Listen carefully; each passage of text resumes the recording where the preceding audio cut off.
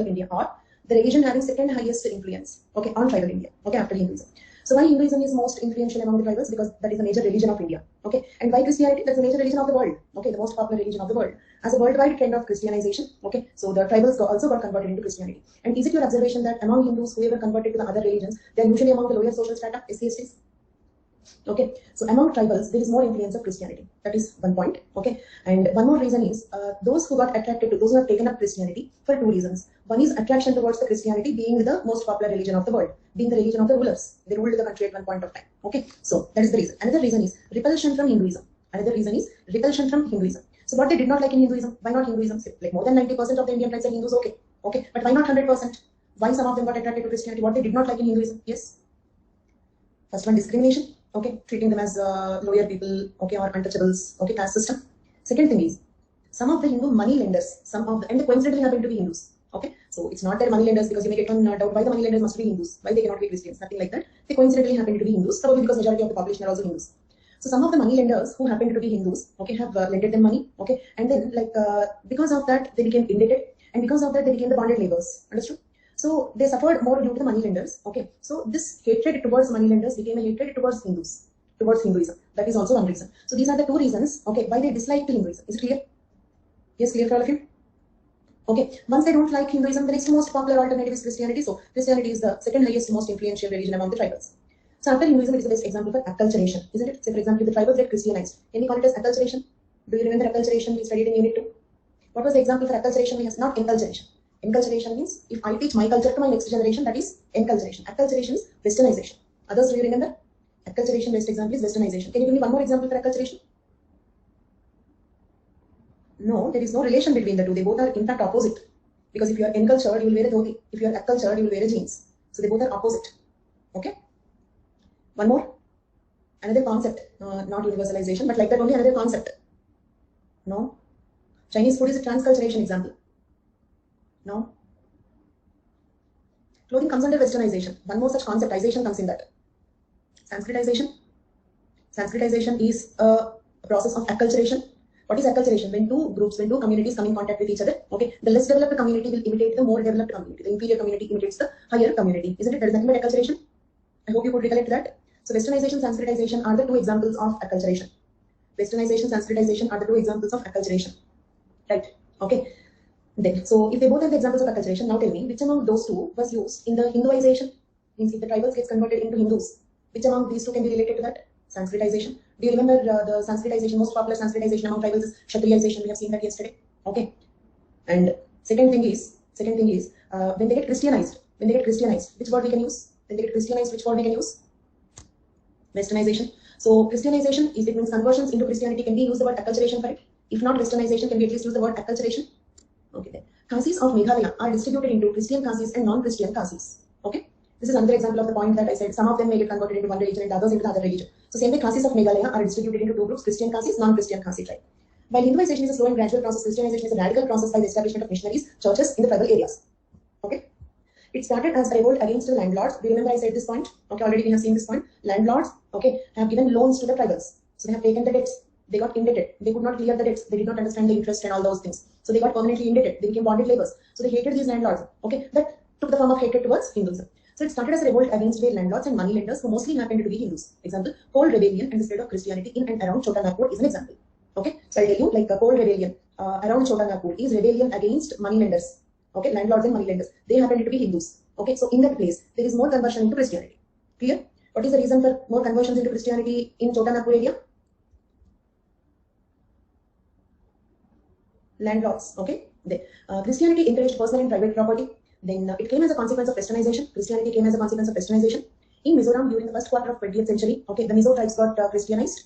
Monogamy has been totally accepted because of the Christianization. It means in tribals, polyandry, polygamy are more common, isn't it? When compared to the non-tribals, in tribals there are flexible marriage rules. Polygamy is more common. But because of the impact of Christianity, monogamy has been totally accepted among the tribes that converted to Christianity.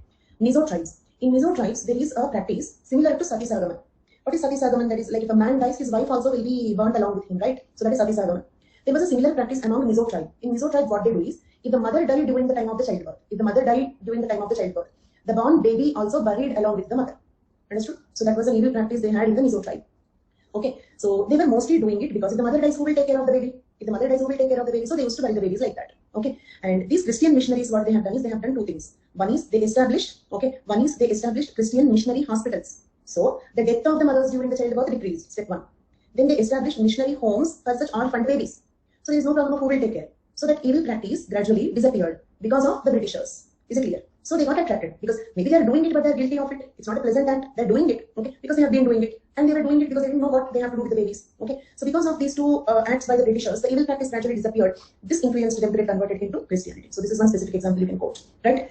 Then, so it became a fashion to be Christianized, stylish, posh, okay, fashion to be Christianized, okay, the religion of the rulers, okay, the white people. In Nagas, it increased abstinence from drinking country rice beer zoo. Okay, they like distillation of the country liquor. Okay, from rice. Okay, so the country rice beer they locally call it as zoo. Okay, so increased abstinence from that country liquor among Nagas is also because of the impact of Christianity. Okay, so in general, these are some aspects of impact of Christianity. Okay, here let us see some statements given by some anthropologists. A.N. Sahai made detailed study on tribal Christian converts of Chota Nagpur and concluded that they have a sense of superiority as they are practicing the best religion of the world. So K.N. Sahai's observation is the tribes who got Christianized are having a sense of superiority because they belong to the most popular religion of the world. Okay. Then D.N. Majumdar emphasizes that their culture must be protected as they become a part of larger Indian Federation of Cultures. Do you remember D.N. Majumdar in the debate about the approach towards the tribals? There were three approaches. Among them, D.N. Majumdar's approach is integration, right? So his opinion is not to isolate them, integrate them. It means, according to Majumdar, integrating is not wrong, but why you integrate them into your religion, into your culture? Okay. So like their culture must be protected when they are becoming a part of Indian Federation of Cultures. Understood? Through integration, they will become a part of larger Indian Federation of Cultures, a group of cultures. When they become like that, they should retain their cultural identity. They should not lose their cultural identity. G.S. Gure, he took the stand that tribals are ancient Hindus and they must be brought into the Hindu value. You know that. Value means forgive. Okay. G.S. Bhatt, according to him, tribal cultures must be protected from all kinds of missionaries. Means what? According to G.S. Gure, Hindus can assimilate the tribals into Hinduism, but other missionaries should not influence them. Because they are like the Garbhakshi programs. Okay. So what is Garbhakshi programs like? They believe that all of them are actually Hindus. They are converted, so bring them back. So same way his belief is they're actually Hindus. Okay, so they should be assimilated only into the Hindu mainstream, but other missionaries should not influence them. Christians, Muslims, and all should not influence the Indian tribes, according to Gure. But according to G.S. Bhatt, okay, others should not influence, Hindus also should not influence. We should let them follow their own religious beliefs. Okay, so these are the opinions of some thinkers on the impact of different religions on the Indian tribes. Clear? 8.1, 8.2 completed. With that, complete unit 8 is over. Unit 8 is completed. And we have already seen these questions, right? Okay, Islam and matrimony, impact of Christianity, impact of Buddhism, impact of Hinduism. 5 straightforward questions. So with this, unit 8 completed. Next. Okay, now we are discussing a topic from 9.1, that is PVTG, particularly vulnerable tribal groups. Okay, PVTG. And now one small program about the next few classes. Okay, the program about the next few classes. I hope you must have attended the unit 3 class in the other batch yesterday. So some of you had a doubt about Kula trade. So I hope the doubt was cleared. Because Kula trade comes under which exchange? Is redistribution correct for it? Was a doubt you asked me before I got COVID April 15th. Okay, remember that doubt and I addressed it. I hope you got the clarity. Okay. Then continue that class. Today I am starting unit 4 political anthropology. That too will be completed in 2 classes, just 2 classes. Today, tomorrow you will be completing unit 4. Okay, so with that unit 4 will be completed. Then one student was asking me, we have only few classes, so how? Okay, nothing, classes will be added. So don't worry, I'll add the classes. So probably my estimation is I have to add 3 classes. If you remember, I said without special classes, with special classes 15th and without special classes 1st September. These are the dates I have given, right? With special classes 15th August, without special classes 1st September. So it is happening something like in between. Okay, so there were few special classes, very few special classes, and we will be completing around 20th August. So it is happening somewhere in between. Fine. Yes. So that's what is happening, and I will have to add some 2 to 3 classes. I don't know how many exactly. I don't know. Okay, so the date I'm estimating is 20th August. Okay, and if the topics are not completed, I will add classes. And coming to that also, that is that genetic engineering and applied human genetics. I may combine you with the other batch. I may. Okay, because I have to teach that to them also, not yet completed. Now they have enough knowledge about genetics. If I teach that, they are in a position to follow. Okay, so I may club you with that batch for applied human genetics. In that case, I will clearly tell you the date. Okay, then I will take that class. Okay, otherwise I will take it here itself. Okay, I'll plan accordingly, but on the whole, everything will be completed. If I leave, I will leave only those topics. Okay, which will be very boring if I teach. That is the only reason if I leave some topics. I don't mind going through them, reading it once in between. There are 1 or 2 things explaining. Okay, but okay, it will be very boring. Only such topics I'm leaving. Few very easy topics which you have to read on yourself. So none of the technical or conceptual topics will be left. Okay, fine. So that is our future plan. Okay, around 20th August. Fine. So now coming to the 9.1. I hope you're underlining this tribal anthropology topics, whatever are being covered. Okay, keep a syllabus paper, keep underlining. Okay. As of now, the only unit which is fully completed is unit 8. Okay, and now 9.1. In the 9.1, one topic. This is not total 9.1. PVT means particularly vulnerable tribal groups. Okay, and remember this diagram. These are tribals. Okay, tribals. Among the tribals, some of them are STs. Some of them are STs. Among the STs, some of them are PVTGs. Okay, so remember this picture. So all PVTGs are STs and all STs are tribals. But all tribals are not STs, all STs are not PVTGs. Okay, so this is basically the concept of PBTG. This is a sub-classification of the tribal groups. They were classified under Devar Commission. Okay, so they are classified as a PBTG under Devar Commission. Important point. Why are they classified into a special group called PBTG? Why don't we consider them as ST only? Why a special group PBTG? Okay, to better facilitate their growth means they need a better helping hand. They need more welfare schemes and all that. Okay, to make them on par with other STs on the national scale, isn't it? Screen of missions first. Okay, bring STs on par with the non-tribal population. Okay, bring PBTGs on par with STs. Okay, for example, non-tribals, ST, PBTG. Okay, and our program is to bring them on par with ST. And our constitutional safeguards for STs is to bring them on par with non-tribal population. Clear? You can use such diagrams. Okay. What is the difference? I will tell you. Okay. But yesterday in pseudo-tribalism also we have seen. Forget about all tribals being ST and UJA. Same tribe also, some of them are not STs. Do you remember Lambadas? Like in one state they are ST, in another state they are ST, in one more state they are OBC.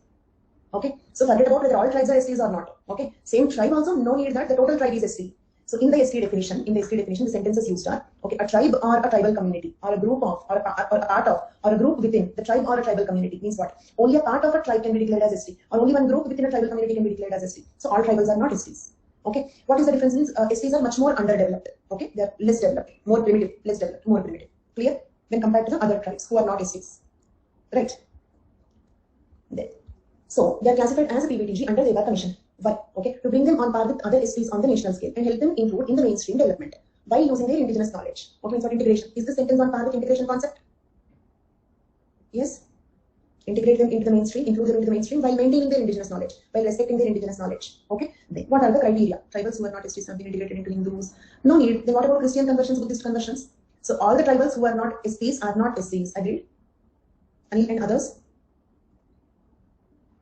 Okay. So all tribals who are not STs are not STs, and all tribals who are not STs are not included into the Hindu mainstream, because there are many tribals who are not STs but got converted into Islam, Christianity, Buddhism, etc. Okay, so that is the point. Then they don't get any reservation benefits. First of all, reservation benefits are not on the grounds of religion. Okay, so that they are on the grounds of developmental criteria. Okay, they are on the grounds of developmental criteria. Okay, they are not on the grounds of religion. So they don't lose SC reservations. They don't lose SC reservations. Right. So, okay, so not all STs are PBTGs, not all STs are PBTGs, only some PBTGs are there, only some STs are PBTGs. Then what are the criteria? There are 4 criteria. Okay, I just maintained some difference in the bullets. Okay, these are the 4 important criteria. It means if these 4 points are there, you can call them as PBTGs. Remaining are not criteria. We can use the word characteristics. Okay. What is the difference between criteria and characteristics? Criteria means compulsory. If this condition is there, they only have PBTGs. Characteristics means in general description, how they are. Is it clear? So what are the 4 determining criteria? Pre-agrarian level of economy means they don't know agriculture. Okay, shift cultivation or hunting gathering level. Pre-agrarian level of economy or technology.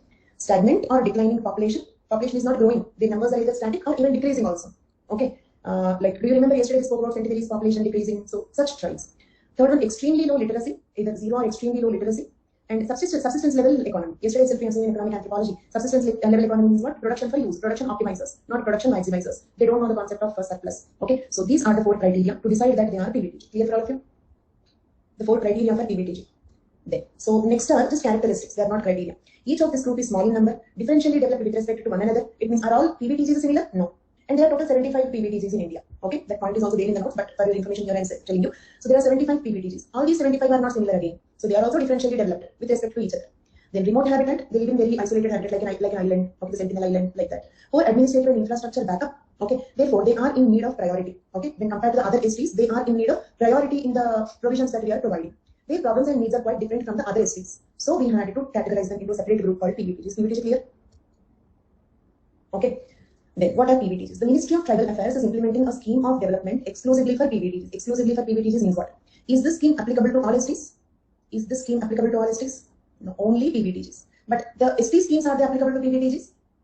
Are the schemes for STs applicable to PBTGs? Yes. Not only that they are applicable, in those schemes also, preference is given to PBTGs. Understood? Remember 2 points. In all the developmental schemes for STs, priority given to PBTGs, plus there is one exclusive scheme for PBTGs. Right? So they get everything that STs get, plus they get beyond that. That scheme name is Conservation cum Development Scheme, CCD scheme. Okay? Remember this name. Remember the name. Conservation cum Development Scheme by Ministry of Tribal Affairs. Remember, Ministry of Tribal Affairs is a central government ministry. Ministry of Tribal Welfare. Okay, we have in some states, that is state government ministry. Not in all the states. Only some states which have comparable, okay, considerable tribal population. Clear? Ministry of Tribal Affairs, Ministry of Tribal Welfare. Central government, state government ministries. Right. So scheme name, Conservation cum Development Scheme. Okay, of Ministry of Tribal Affairs. which covers, the scheme covers 75 PBTGs. Actually, in your notes, that is the A4 size notes, I have given the 75 PBTG complete list. I did not keep the complete list in the PPT. Okay, so unnecessary, right? Because, and you, like, do you really have to mug up all the 75 names? No. Even if you mug up, okay, how do you write them? Okay, you cannot write so many examples. Word limit also will not permit you. So 3-4 examples for PBTG is enough. Okay, so those 3-4 examples I have given here. Okay, but for your reference, okay, for your curiosity, as a reference notes, I have given the complete list in the notes. There. So there are total 75 identified PBTGs. Okay, among the STs, PBTGs are among STs in 18 states, or one of the 18 is the UT of the Union Territory of Andaman and Nicobar Islands, right? So they are distributed in total 18 places, states, and one Union Territory of Andaman and Nicobar Islands. So 75, 18, Andaman and Nicobar Islands. Remember this point. Okay, clear? Then now let us see what kind of questions are coming from this. So that first let us understand the requirement, then let us see the points accordingly. Okay, first one, the concept of PTG 10 marks. Can you write on this? Not completed, but you can still write it as of now. Particularly vulnerable. Actually, why PTG? In the syllabus it is given as PTG only. PTG means primitive tribal groups, but the name changed later into particularly vulnerable tribal groups. Okay, they were earlier known as primitive tribal groups. Okay, so 2 and 3 at the moment you can write. Done. But 1 is slightly different. Okay, identify some special programs for particularly vulnerable tribal groups. First identify. Later we can see the details. First identify. I told you also, I asked you to remember just now. I asked you to remember this name also. Yes, CCD, Conservation Cum Development Scheme. Conservation Cum Development Scheme. Okay? No, CCD. Okay, Conservation Cum Development Scheme. Plus priority in other schemes for STs. Okay, that's all. Identified, right? Okay, but you cannot write CCD. It became only one word. Okay, but you have to write 200 words for it. So now let us see those 200 words on that CCD program. Right? So that is the reason why we are going into the details of CCD program about the PBTG development scheme. This is for that first question. Clear for all of you? And this content covers any question on PBTGs. This content covers any question on PBTGs. Okay. Actually, the reason why in anthropology the questions repeat is the scope of the subject is less. What more they can ask about PBTG? Tell me. You try creatively. What more they can ask about PBTG, about the scheme or about them? Okay, that's all. Right. So the scope of the new questions is less, fortunately. Okay. So now let us see about the PBTG scheme. The Ministry of Tribal Affairs is implementing a scheme of development exclusively for the PBTG, namely Conservation Cum Development Scheme. Can you start that answer with this sentence? Direct structure. For the first question, you can start from here. That will be the direct answer for that question. Okay, which covers 75 identified PBTGs among the STs in 18 states or UT of Andaman and Nicobar Islands. Under the scheme Conservation Cum Development, okay, annual plans are to be prepared by each state or UT for their PBTG based on their need assessment. Means what? Okay, so we have like each state or the UT. Okay, so those 18 states or UT of Andaman and Nicobar Islands, all of them must make annual plans. Annual plans means what? In this year, these are the programs that we have to do. This is the fund required. Understood? So under this scheme, annual plans are to be prepared by each state or UT for their PBTGs based on the need assessment by assessing what is the need, which are then appraised by and approved. Appraisal means what? Evaluation. Okay, means are they valid or they are quoting a higher price, right? They're appraised. Okay, and if it is a valid budget given, valid plan given, approved by Project Appraisal Committee. Project Appraisal Committee of the Ministry. Which Ministry? Ministry of Tribal Affairs. Is this paragraph clear for all of you? So who should make the plan? State governments or UTs? The plan will be evaluated and approved by Project Appraisal Committee. This committee belongs to the Ministry of Tribal Affairs. Then aims and objectives. The scheme aims at planning the PBTG socio-economic development in a comprehensive manner while retaining the culture and heritage of the community by adopting the habitat development approach. Do you remember nature man spirit complex? Okay, nature man spirit are integral complex. If you want to develop them as a unit, okay, don't bring the man component out into the city and develop them. So habitat development approach, how to develop them? Don't bring them out of the forest in the name of not only assimilating physically also. Don't bring them out of the forest in the name of the development. Okay, so I'm developing you like don't bring them out. Okay, develop their habitat, develop the place where they are living. Habitat development approach. Okay, and in the sentence also we can see the policy of integration. Okay, is it clear? Then activities under the scheme may include what all comes under this scheme. Means the fund under this scheme should be used for what activities? Livelihood, employment opportunities, okay, through agriculture, horticulture, animal husbandry, dairies, skilling, vocational training, etc. Education, okay, to increase literacy, to prevent dropouts, residential schools in addition to the already existing residential schools. Health, gap filling for effective health services delivery beyond the National Health Mission. Provision of safe drinking water, land distribution, land development, social security including Janshri Bima Yojana, okay, housing and habitat, connectivity, that is link roads, okay, connectivity or okay, link roads. Okay, connecting the forest to some cities or the towns nearby. Okay, and telecommunication, there is connectivity of these people with the mainstream world. Okay, supply of electricity, irrigation, urban development. Okay, sports including traditional and tribal games and sports. Okay, any other innovative activity. For these activities, we can use the funds under the PBTG scheme. You need not remember all of them. Remember some 5-6 points from this. You can make a personal notes in about 200 words for this question, right? Yes. While making all the policies, functional principles are followed. Then, implementing agencies. Who will implement the scheme? Who will implement the scheme? The scheme will be implemented in accordance with CCD plan prepared by the state or UT. Okay, and so the plan will be implemented in accordance to the plan submitted by the state or UT. and executed through various agencies who will execute them, who will actually do the action part of it. Planning part, state governments and UT administrations. Okay, and the implementation part, action part, it is done through various agencies of the state government or UT administration. Okay, implementation is through various agencies of state governments or UT administrations. What are those agencies? Integrated Tribal Developmental Projects, Integrated Tribal Development Agencies, Integrated Tribal Development Agencies, ITDA. Remember the word. Tribal Research Institutes. 2020 or 2019, this was a question. Have you gone through that?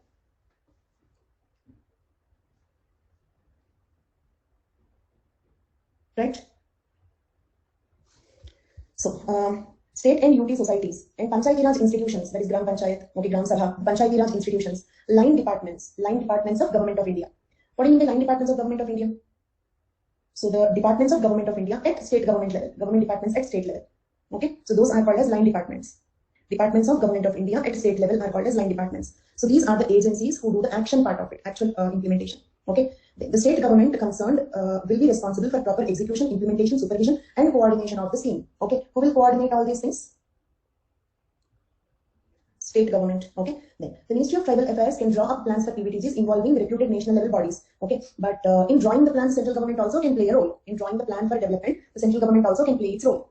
Then next subheading, funding pattern. Funding pattern. It is a 100% central sector scheme. Central sector scheme means what? 100% fund comes from the central government. That is called central sector scheme. Clear? When you write any developmental schemes, this funding pattern is important. One of the subheadings. So 100% central sector scheme, the funds will be released to the states or UTs, okay, in 1 or 2 installments in according to the annual plan program proposed for the PVTG for the financial year. Understood? Originally they submitted a plan, right? According to that plan, in 1 or 2 installments, 100% fund will be provided by the central government. Okay, subject to the availability of funds with the Ministry of Tribal Affairs, right? Okay, then in addition to the exclusive scheme for PVTGs, priority is also assigned to PVTGs under the schemes of Special Central Assistance to Tribal Sub-Schemes. Okay, let me explain these terms, please. Okay, you wait here. Did you hear about it, TSP? Tribal Sub-Plan. Did you hear this word? Okay, now here. Okay, Abhi suno. Okay, so when we had planning commission, now like we have only Niti Aayog, right? When we had planning commission, okay, so in the plans, in the 5-year plans, in the annual plans, a separate component was dedicated for the tribal development. A separate component of the budget, this much amount of the budget for the tribal development. That was called as tribal sub-plan. Understood? A sub-part of the plan. Clear? Okay, now we don't have 5-year plans, we don't have the planning commission. So the tribal sub-plan, word is changed into, the term changed into tribal sub-scheme. Tribal sub-scheme. Okay, so this is the fund, okay, at the state level. This is the fund at the state level. Okay, and at central level it is called as, okay, special component plan. Okay, so it is called as SCP, I think. Okay, I'll just clarify it, okay, in the like actual schemes. Okay, when we discuss the schemes, I will tell you this. So the tribal sub-plan at central government level, there is a different name. At state government level, it is called as tribal sub-scheme. Clear for all of you? Tribal sub-plan at state government level, it is called tribal sub-scheme. State fund. This is state fund. Then SCA to TSS means what? Special Central Assistance to the Tribal Sub-Scheme. It means what? If the state fund is not sufficient, the central government will add some fund to it. Okay, means for example, sometimes it is 50-50. It is 50-50. 50% by the state government, 50% by the central government. Understood? Are you following? We have different schemes. Some schemes are totally funded by the central government. For example, center sector scheme means what? The word center sector scheme means 100% fund from the central government. But other schemes, not all schemes are center sector schemes. For other schemes, the state fund will be utilized. State fund will be, state plan fund will be utilized. Okay, but if that is not, okay, no, it is centrally sponsored is different. Central sector scheme is different. That's what I'm trying to explain. Center sector scheme means 100% fund from the central government. Centrally sponsored, many schemes are centrally sponsored. For example, 50% from the central government. We can call it as centrally sponsored. Understood? Okay, center sector scheme is different. CCD is center sector scheme, 100% fund. CCD is center sector scheme. Clear? But now we are not speaking about CCD. CCD story over. Here, okay, CCD story over. Okay. What is this? Okay, in addition to exclusive scheme for PVTG, that is in addition to CCD, priority is also assigned to PVTGs. Do you remember? All ST schemes are applicable to PVTGs also. But in those ST schemes, some of them are just centrally sponsored but not center sector schemes. Clear? CCD is center sector scheme. That is over. These are the other schemes. Okay, priority is also assigned to PVTGs under the schemes of Special Central Assistance to Tribal Sub-Scheme. Understood? What is Special Central Assistance to the Tribal Sub-Scheme? Is that word clear? SCA to TSS. Oh, true. Then, so, and grants under Article 275(1). You might know this Article 275(1). Okay, under that there are some grants for the development of scheduled tribes, right? Okay, so those grants are also applicable to PVTGs. I repeat, under the Article 275(1) of the Constitution of India, some grants, okay, are allocated for the tribal development. Those funds are also applicable to PVTGs. Next, grants in aid to voluntary organizations. There are some voluntary organizations, NGO organizations that work for tribal development, isn't it? For some of the NGO organizations, the government will give the funds. Okay, so those are grants in aid to voluntary organizations. Okay, you might have heard about like the sponsored students in the coaching centers. We used to get, you know this, UPSC coaching centers, sponsored students. In 2-3 places where I worked, we used to get the sponsored students. Okay, in that case, what is happening? The government is not constructing the coaching center for them. They join in some private coaching center and the government will fund them. Okay, for that also there is another component of the fund. We have different types of funds. Is it clear? We have different types of funds. Okay, central sector scheme is different. Okay, TSS is different. SCA to TSS is different. Grants under 275 are different. And grants in aid to voluntary organizations working for the welfare of the scheduled tribes are different. Did you understand? We have seen like 4 types of funds as of now. Funds, full fund by central government. Next, TSS, that is state fund. SCA to TSS, okay, special central assistance to the tribal sub scheme. Okay, then grants under Article 275(1) and grants in aid, grants to help the voluntary organizations that are working for the STs. So in all these funds, priority will be given to PVTG, is clear. And to write this paragraph, I must have taken minimum 3 months time. I must have taken 3 months time to just write this paragraph. Okay, because like what all are applicable to them. Okay, so don't think that you have to remember so many things. Actually, it is hugely concise. Okay, the information actually read from the other sources. You will have to study hundreds of pages together. The total tribal India comes to you in around 100 pages document in A4 size. Okay, it covers almost all the previous questions. Okay, and so Ramanan didn't understand your question. CCD is exclusive for PVTG. This complete paragraph, okay, is for STs, but in that priority to PVTG. Is it clear? Means funds and it means TSS, SCA to TSS, grants under 275(1), grants in aid to voluntary organizations. Okay, and what else? Okay, so these 4 funds, are they applicable to STs? I repeat the question, all of you. Okay, so these schemes, that is TSS, SCA to TSS, grants under 275(1), grants in aid to voluntary organizations, are they applicable to all STs? Yes, everybody? Ananya, yes, they are applicable to all STs. They are applicable to Sahil, yes. Okay, not no. They are applicable to all STs. And priority given to PVTGs in them. Priority given to PVTGs in them. Okay? Okay, let me draw like this for you. Okay, TSS, SCA to TSS. Okay, Article 275(1). Okay, and grants in aid for voluntary organizations for all STs. But priority to PVTG. Okay, then CCD only for PVTG. Got the full clarity now? Okay, so that is over. Now let us see some miscellaneous points about them. Residential schools have had negative impact on tribal language and culture. Not true, but in that they will try to make a special curriculum for them, okay, and appoint the same tribal group people as the teachers, okay, trying to protect the culture, okay, but if you have to really protect the culture, like centenaries, we should leave them, okay. So if we have to develop, there must be some, like if we have to educate, what we can do, there are some steps taken. One is their subjects included in the curriculum, okay, that is about their surroundings, their lifestyle, so that is included into the curriculum. Plus the instructors, at least some of them will belong to the same tribal group. First we train them and they will train their members, okay, but we cannot totally, okay, leave them from this education concept, okay, so that is not a problem, right? There. So, special conditions and declining population. PVTG population is either stagnating or declining compared to the general population growth, particularly in Andaman and Nicobar Islands, where the declining rate is very high. There are 5 PVTGs in Andaman Islands, such as Great Andamanis, JKAS, Anjis, Sentinels, Champens. These are the 5 examples of the PVTGs, okay? If you already know these names, you need not remember any special examples for PVTGs. They are PVTGs, okay? Then, if you want more examples, but you don't want to work more, what you do is, okay, see the 75 list. In that, some of the names comes under some other groups also, probably in the criminal tribes or something like that. So like that, remember 2-3 more names. Understood? Without special effort, you can remember more names. There. So, in 1958, the Great Andamanis were estimated nearly 3,500. In 1901, the number is 625. See how the number is decreasing. And probably with this, you must have understood the first criteria, static or declining population. That's the criteria to call them as PVTG. Clear for all of you? Did you get the full sense of PVTG criteria?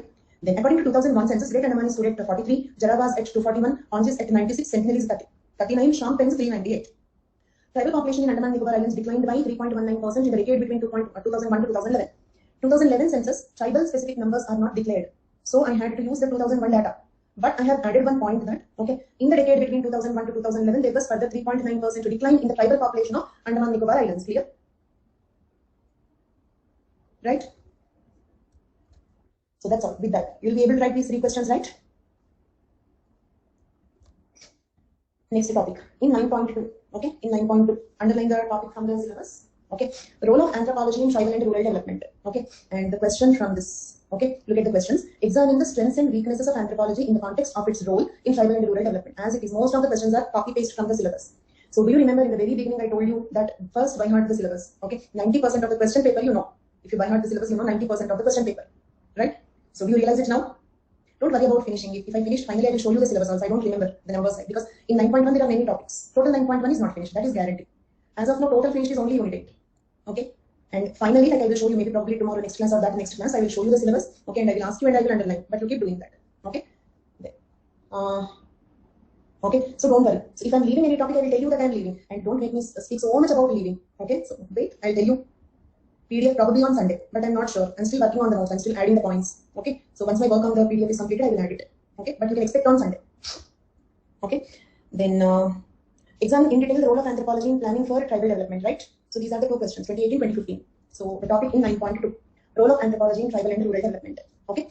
And Escobar, okay, a thinker. Okay, Escobar makes a distinction between development anthropology and anthropology of development. Okay, highlight such words, please. Underline such words, highlight such words. So Escobar makes a distinction between, it means development anthropology and anthropology of development. They both are different concepts according to Escobar. According to Escobar, development anthropology, okay, accepts mainstream view of development. Understood? Someone still did not even upload it. So how can I remove? I still did not upload it. Okay. But for the time being, please listen to the class. Or else, give me freedom. It means tell me that you don't need it. It means if you feel you can read it, tell me that. In fact, okay, I'm not very excited to teach you all these things. So if you feel you can read, then that is one option. Please use it. If you feel it is simple, we can go through it. Okay, it's okay. But if you want me to teach, please pay attention. Okay. Then, so role of anthropology in tribal and rural development. So Escobar differentiated between two concepts. Okay. So Escobar differentiated between two different concepts. One is anthropology of development, the other is development anthropology. Okay. According to Escobar, development anthropology accepts the mainstream view of development. It involves active engagement with development institutions on behalf of all with the aim of development according to the Western notions of modernity. Okay. So it means what? Development anthropology is about development according to the mainstream notion of development. What do you mean by mainstream notion of development? For example, okay, if they live in the cities, it is development. Is it the mainstream notion? If they are educated, it means if they do engineering, they are developed. If they study medicine, they are developed. If they are using computers, smartphones, they are developed. Okay, so this is mainstream notion of development. Mainstream notion of development. That is called as development anthropology. Development anthropology accepts the mainstream view of development. Next one, anthropology of development. Anthropology of development prescribes a radical critic of development. It means why should you consider the smartphone as development? Why should you consider engineering education as development? Okay, why living in a city is development? So why can't you develop them in the forest? Okay, why can't you train them in their life skills? Okay, so that idea is called as anthropology of development. Okay, anthropology of development prescribes a radical critic of development and prefers distancing away from development establishment. Okay, so it will distance away from the development establishment. It means cities, industrialization, and all. That is not the development according to this. Anthropology of development questions the very notion of development. How can you define development? How can you say that city is more developed than the forest? How can you say, on what basis you can say that we are more developed than the Sentinelese? Is it clear? So what should be the criteria? Okay, if you take technology as a criteria, yes, we are more developed. But why technology should be a criteria? Maybe there can be some other criteria for development. Okay, so development, anthropology of development questions the very notion of development. Okay, so now one small question. Okay, so one small question. Development anthropology, okay, deals with what? I'll answer that, Muskan, just in a few minutes. Mainstream view of development. Anthropology of development. Anthropology of development. Critical evaluation of what is development. What should be the criteria of development? Okay, so that is anthropology of development. Muskan is asking which one is better. I cannot say which one is better, but I will remind you the I'll remind you this assimilation versus isolation debate and nature-man spirit complex. Could you connect those two concepts with this? Nature-man spirit complex. Okay, nature-man spirit complex is in line with which of these two terms? Nature-man spirit complex is in line with which of these two terms? Anthropology of development. Okay, isolation, anthropology of development. Assimilation or to some extent integration. Yes, second one is anthropology of development. Anthropology of development. Yeah. Okay, done. So I hope this paragraph is clear for you. Next. In the question, they're asking the strengths and weaknesses of anthropology in the tribal and rural development, right? So the next slide reading is strengths of anthropology. Strengths of anthropology. Okay, in policy making. The expertise of anthropologists helps in framing policies. For example, national forest policy, national tribal policy. Okay, Panchasheel principle. Okay, who is writing all these policies? Anthropologists. Who is designing the policies? For example, in all the policies we see some points. Okay, why the points are like that? Why not like something else? Why not some other points? Okay, so that is designed by anthropologists. Understood this point? Example, national tribal policy, forest policy, etc. So they have strength in anthropology as a subject, or anthropologists as thinkers have strength in policy making. Then designing the development plans, programs and schemes. So in the other topic, developmental plans and programs, I'm going to give you some around 18 schemes of tribal development. Okay, who will design all of them? Who will design, for example, who decided that CCD must be central sector scheme? Okay, who decided that the priority must be given to the PBTGs in the other ST schemes? Okay, who will design these policies of programs, programs and schemes? Anthropologists. Okay, example, during the middle of the 4th 5-year plan in the year 1972, the Planning Commission set up a task force on development of tribal areas. Understood? Planning Commission set up a task force on the development of tribal areas with AP Vidyarthi as a chairman. You know AP Vidyarthi? Nature, Man, Spirit Complex, Sacred Complex. Means what? Observe the point. Why I have given this point here. An anthropologist is appointed as a chairman, okay, for the task force on development of tribal areas. Why? Because anthropologists know how to develop the tribals. Is it clear? So they can design the developmental schemes. Recommendations of this task force and those of the expert committee under the chairmanship of S.C. Dubey. S.C. Dubey is also another Indian anthropologist. Led to a new approach towards tribal development called tribal subplan. So I just told you about the tribal subplan. Do you remember? That came from the studies of this task force headed by L.B. Vidyarthi and S.C. Dubey during the 5th 5-year plan. Clear for all of you? So the second strength is in designing the developmental plans, programs and schemes. Third one, determining the criteria. For example, just now we have seen the criteria for PBTG, static declining, okay, then this one, that is pre-agrarian level of economy, extremely low literacy. Who decided those criteria? Why only those 5 criteria? Why not some other criteria? Okay, so to determine the criteria, anthropologists can do it. Right? Example, criteria for scheduled tribes. Because like just now, like in today's class, one student was asking me, okay, when all tribes are not STs, then what are the criteria for STs? Why some tribes are STs? So who will fix that criteria? Anthropologists. Criteria for scheduled areas. Scheduled areas are different. What area? I'll tell you one criteria. Above 50% of the population must be tribal. Then we call an area as a scheduled area. Clear? Preponderance of the scheduled tribes. Preponderance means what? More than 50%. Okay? More STs than non-tribals. So criteria for scheduled areas, criteria for PBTGs, etc. Next, providing the theoretical debates like isolation versus assimilation debate, okay, selective integration by D.N. Majumdar, etc. Providing theoretical debate like this is correct, no, that is correct. So this thought process, okay, is by the anthropologists. Next, providing concepts like tribal Panchsheel, Jawaharlal Nehru, okay. No, I said that I will tell you one criteria now, okay. All criteria we will see later. That is not the only criteria, okay. I said I'll tell one criteria now to explain this point, okay. That is not the only criteria. Other criteria is the area must be compact, small, okay. Like that, there are many criteria. This is just one criteria, okay. There. So, providing concepts like tribal Panchsheel, Nature, Man, Spirit Complex by L.B. Vidyarthi, okay, about the Malab tribe, tribe caste continuum by Italy Bailey. Do you remember? Providing such theoretical background. Okay, will they help in designing the tribal development or not? Nature, Man, Spirit Complex helps in designing the tribal development, and that is given by an anthropologist. Next, planning rehabilitation, resettlement of the tribes at time displacement is inevitable. Sometimes tribal displacement becomes inevitable. Compulsorily, we should send them out of the forest. Probably we have to construct a national park or biosphere reserve or something. Okay, then we have to send them out. In that case, we have to show them the rehabilitation, resettlement. Okay, so that can also be planned by the anthropologists. Next, social impact assessment. Do you remember this word? In one context, I told you. Can you recollect and tell me what? Social impact assessment. We were discussing one question, the Land Acquisition Act, forest policies more specifically. Okay, so not in Panchsheel. Okay, when we were discussing forest policies, difference between the Land Acquisition Act and right to fair compensation and transparency in Rehabilitation and Resettlement Act. Do you remember? Okay, so in that the difference is the impact assessment. Okay, means like when the tribals are displaced, we have to assess. Assessment means what? Estimation. We have to estimate what will be the impact on them. How are they affected? If they're badly affected, then we should stop the displacement. Then who will do that assessment? Anthropologists again. Okay, example, Land Acquisition and Rehabilitation Act of 2013 made social impact assessment compulsory in every land acquisition. Okay, then anthropology highlights the need for tolerance towards cultural variation. Do you remember that quotation? Anthropology, the target of anthropology is to make the world a safer place for human differences. And disapproves ethnocentric imposition. Cultural relativism is clear to anthropologists of alien ideas and practices in the name of tribal development. Okay, so these are the strengths of anthropology in tribal and rural development. Clear? Then limitations and weaknesses of anthropology. Limitations and weaknesses of anthropology. Misconceptions exist that anthropologists seek to preserve traditional ways of life when people seem to seek faster modernization. Okay, so one blame on anthropologists is actually the tribals want the mainstream development, but you are unnecessarily forcing them to retain their culture. Isn't it? They only want to enter into the mainstream. So this is one blame. So we cannot say how much true it is. There. Okay, there. Say for example, the next one, the adherence to the concept of cultural relativism may lay down to the culture can be understood in its own terms and frame. And the emphasis on the study of socio-cultural goals and interrelationships leads to suspicion that any change coming from the outside as potential source of destruction. It means what? The cultural relativism and the idea of extreme enthusiasm of protecting the cultures will lead to an attitude of, okay, any outside source being considered as a threat of destruction. Clear? Means what? They are not welcoming new cultures, they are not welcoming new development. Next, anthropologists suggest non-interference with value system, not to intrude changes at a rapid pace, and to take into account the cultural consequences of innovations may slow down the development process, isn't it? So this non-involvement, slow development, Panchsheel principle, do you remember? Let them develop according to their own genius. Do you remember? That may slow down the development. Fatapat keeps develop kar do. Okay, so that is this argument. Okay, next. Anthropologists have been kept away from development agencies by labeling them as isolationists and conservationists. When the world is changing at a much faster rate, why are you speaking? Why are you being so conservative? Okay, so that is Then the local cultures are being replaced by global cultures. Why are you still speaking about the protection of some tribal culture? Okay. Then development is a macro phenomenon planned and executed in national contexts, while expertise of anthropologists lies at micro level. Anthropologists will study small localities, but actually development must be studied at national level. Okay. So these are the limitations or weaknesses of anthropology. Okay. Then they respect for customs, values, traditions of people sometimes comes in a way of accepting modern innovations. In the context of development, another limitation of anthropology is its emphasis on qualitative approach. Development is more quantitative, isn't it? Development is more quantitative.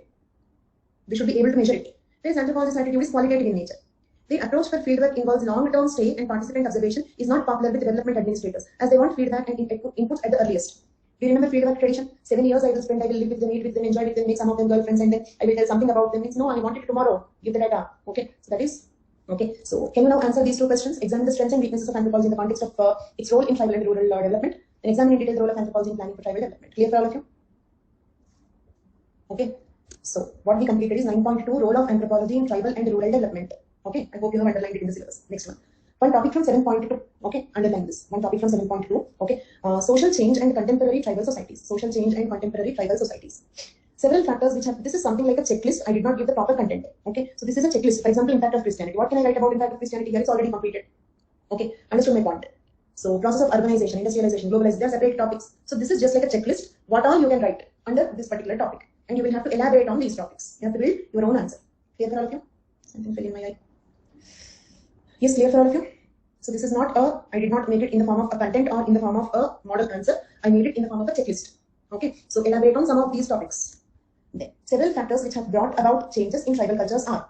What are all the factors which brought about changes in the tribal cultures? Why? Because the topic is social change among the contemporary tribal societies, right? How the contemporary tribal societies are changing. So what are the factors that bring about the change? First one, measures undertaken by the government. Under this, what all comes? Okay, the constitutional safeguards, okay, and schemes, right? These are the two types of measures undertaken by the government: constitutional reservation policies, constitutional safeguards, and the development schemes. Okay, Article 275 comes under constitutional safeguards and schemes also. Then, so you have to elaborate on that. Understood my point? Okay. Then communication facilities, spread of education, process of urbanization, industrialization, globalization, construction of dams, mining, development projects, national parks, sanctuaries, etc. in the tribal areas. What is the impact? What is the impact because of this point? Displacement, alienation. Because of that, they lose their culture. Negative impact, landlessness, poverty, indebtedness, health issues, psychological issues. Okay, all these things. Next, occupational mobility. Okay, means what? They are having the reservation facilities in the education, employment. So they may get employment in the modern occupations, isn't it? Okay, they may become, some of them may become coming to the bureaucracy. Okay, some of them may become technological experts, like some software engineers or something. Occupational mobility. They are not doing means from hunting gathering to white collar jobs, from pastoralism to white collar jobs. Developmental programs and policies. You can write about them once I complete that topic. Frequent contacts with neighboring Hindus and the people of other religions. Impact of Christianity. Impact of all religions you can write. Okay, so what is the reason for social change among the contemporary tribes? Impact of religions. Facilities of bank credit. Okay, they can take loans and they can develop. Modern Medicare. Cooperative societies, cash and market economy, reformist movements, for example, that Mizo tribe. Okay, so some social reforms to curb the evil practices, constitutional safeguards, policy of protective discrimination. Protective discrimination is nothing but constitutional safeguards. You know this word, protective discrimination? Very good. Then, impact of modern democratic institutions like Panchayati Raj institutions. Okay, and actually, these are the topics yet to be completed. In this list, what are the topics that are yet to be completed? Okay, I have to discuss this one. This is there in the syllabus, isn't it? Impact of modern democratic institutions like Panchayati Raj institutions. This is yet to be completed. Urbanization, industrialization, globalization on the tribes yet to be completed. Okay, then constitutional safeguards to be completed. Developmental programs. Okay, so these are the 4 topics that are yet to be completed, not yet completed. Okay, so once we see all them, you can use all the content from all the topics to build this answer, and you cannot think this answer in the exam. Prepare the answer now. Prepare the answer now. Okay, 250 words on social change and contemporary tribal societies you have to use. Now means you can wait for the completion of the total anthropology. Okay, it may take some around 3 more classes. Okay, so after that you can do it, right? And for tribal part, my estimation is around 3 more classes. 1 complete class for constitutional safeguards. 2 more classes for all the topics left here and there. Okay. So it only like it means only writes constitutional safeguards. Just mention 1 or 2 articles. You can write it. Omit all the content, other content that it is not needed. Okay. Next. 7.2. 7.2. Impact of modern democratic institutions. This one. Impact of modern democratic institutions like Panchayati Raj institutions. Okay. Impact of modern democratic institutions like Panchayati Raj institutions. Okay. So this topic is given in 7.2. So just underline that one also. Okay, then it's okay, I will complete, just a few more minutes are there. Anyhow, like this is the last topic in today's class. Last 2 slides we will be discussing. After that, the class over. And for tribal India, my plan is 1 complete class for constitutional safeguards, okay, and 2 classes for the remaining topics. If not completed, 1 more. My estimation is 3 classes for tribal India, 4 classes for archaeology. That is estimation. Next, so the impact of modern democratic institutions. The tribal traditional panchayats are closely knit groups like own brothers. First of all, you might have studied about Panchayati Raj system in your polity subject, and also I have given the notes in the Indian anthropology. I have given the notes about it, particularly Panchayati Raj and social change. I focused more on that. Many interesting women sarpanch examples and all are mentioned in that. Have you gone through that? Okay, so because this is not polity, this is anthropology, I focused more on Panchayati Raj and social change. Actually, the topic is also that only, Panchayati Raj and social change. Social change is important for us. What is actually Panchayati Raj? We will study more in polity, but you can use that knowledge here. You can use your polity knowledge here, okay, in constitutional safeguards and all that, okay. So, okay, so here also we are discussing Panchayati Raj institutions or modern democratic institutions, their impact on tribals, not what is that, their impact on tribals, okay. Then, so in Panchayati Raj we have Gram Sabha, right?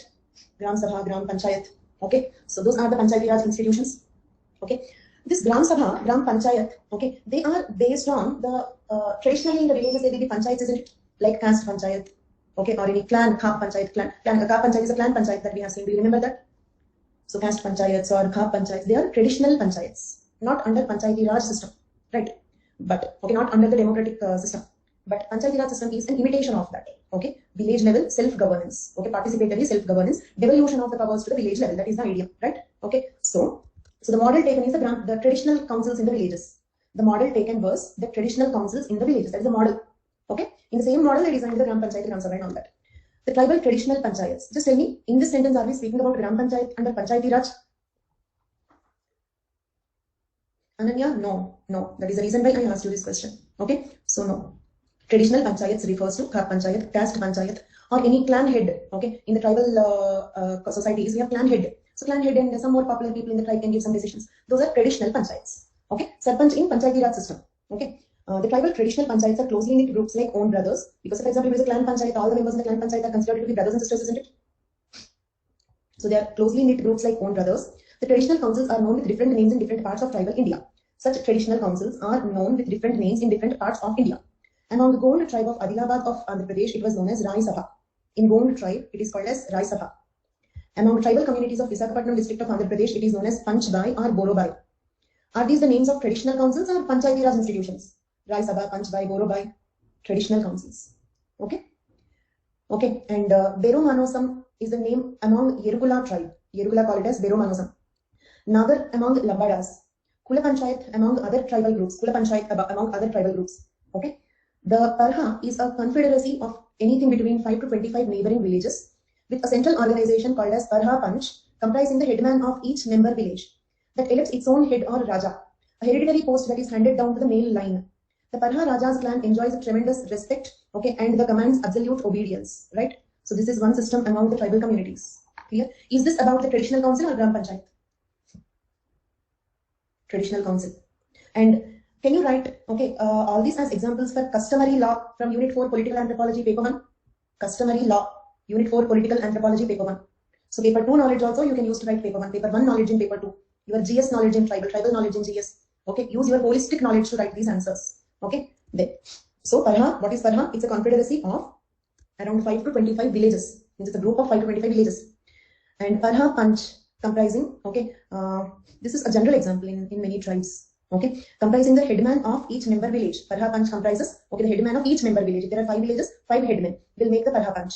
That elects its own head. The Panch will have a head. The head is known as Raja or Parha Raja. Okay, and his clan enjoys, like King's dynasty, his clan enjoys tremendous respect and commands absolute obedience. One more example. The Manki Munda system, a self-governing system in the state of Jharkhand, for instance, competes with the state laws enacted to enforce PISA because the tribes prefer their traditional laws. Emphasis on collective and consensual decision making. Understood? So what is this point? Manki Munda system is also self-governance system. They will govern themselves. Where? In the state of Jharkhand. In all these places, they are preferring their traditional councils and reluctant to the PISA Act. Reluctant to the democratic, okay, modern democratic institutions. Understood the point?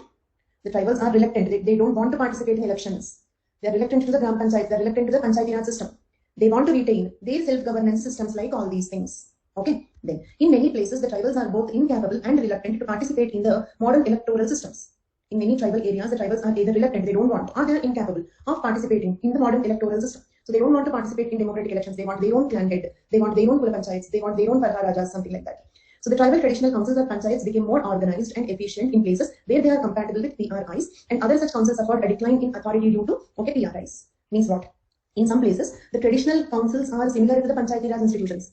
In those places, they flourished. Means they took the form of Panchayati Raj institutions. They became more systematic in the form of Panchayati Raj institutions. In some places, the traditional councils are very different from the Panchayati Raj institutions. They declined due to the authority of the Panchayati Raj institutions. Clear? Okay.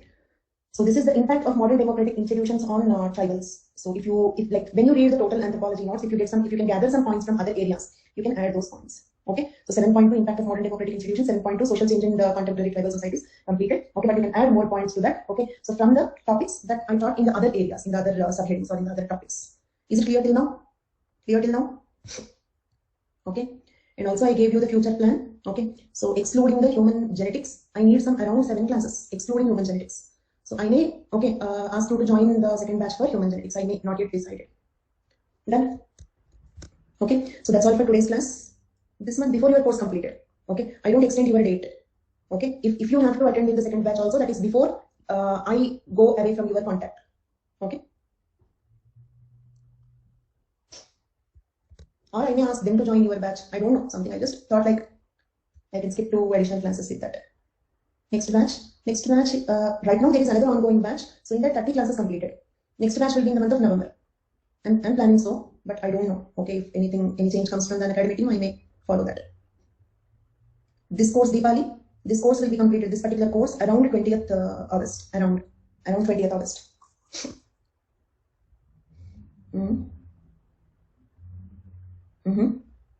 Where is it written here? So in Islam, definitely women do not enjoy the same status, but I just have to check because it is in the tribal context. Okay, so maybe depending on the context, the point may be valid. Let us check once now itself. And I will let you know whether you have to change it or not. Impact of Islam. Okay.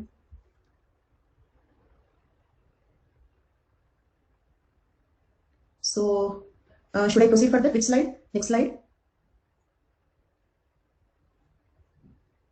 Next one here. Women enjoy higher status. Okay, this is related to the tribal context. Impact of Islam on the tribals. Because the tribal women were being treated as sex slaves by the non-tribals. The tribal women were being treated as sex slaves by the non-tribals. Okay, so that impact decreased. That is that need not be only because of the impact of the Islam. Okay, so that can be because of other major religions also. This is applicable for Christianity also. So who mentioned Anil, you need not make any correction, so that is okay. Revise this optional for 10 times. Okay, Akhil, but no need of 10 times. Okay, and first focus more on prelims. After prelims, you can do the revisions. Okay, at least 1 month before. Okay, keep it aside and focus only on prelims. Done? Anything else? And the human genetics also will be completed before August 20th or 21st. I said around 20th. So within that time, so the human genetics part also will be completed. Okay, fine then. That's all for today's class. Thank you all so much. Bye bye.